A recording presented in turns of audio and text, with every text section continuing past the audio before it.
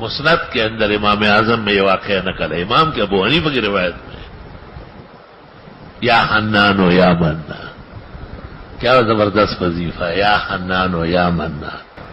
جبریل کو حق تعالیٰ کہتا ہے کہ کس کو دوزخ میں رکھا ہوا ہے؟ وہ کہتا ہے دوزخ میں کوئی بھی نہیں، جتنے تھے نکلنے کے قابل وہ سارے نکل گئے۔ حق تعالیٰ کہے گا،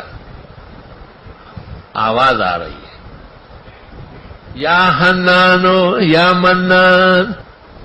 جبریل بھاگتا ہوا جہنم کی طرف جاتا ہے، اور جہنم کے تمام فرشتے، خاص کر وہ مالک جو جہنم کا بڑا دروغہ ہے، وہ چیف سیکرٹری ہے، وہ کہتے ہیں ایک ایک فرد جو داخل ہوا باہر گیا، اور کتنی دیر میں، وہ گھڑیاں، وہ سب مجھے یاد ہے، ایسا کوئی آدمی نہیں۔ حق تعالیٰ کہتے ہیں کان لگا، عرش کے ساتھ کان لگا، کان لگاتے جبریل رونے لگتا ہے، فریاد آ رہی ہے، کیا کہہ رہا ہے؟ کہ یا حنان و یا منان۔ پھر وہ جاتا ہے 3-4 دفعہ مالک النار کی طرف۔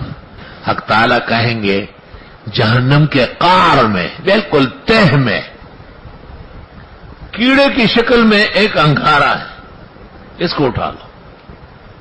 وہ انگارہ وہی ہے، یا حنان یا منان والا۔ تو آگ میں جھلس کے وہ انگارہ بن گیا، انگارہ جھلس کے مڑ گیا، مڑنے کے بعد اس کی شکل ایک کیڑے کی ہو گئی، کیڑا بھی بالکل پتھر جیسے، اور پتھر بھی جیسے آگ کا حصہ جیسے، اور وہاں سے آواز اب بھی آ رہی ہے، یا حنان و یا منان۔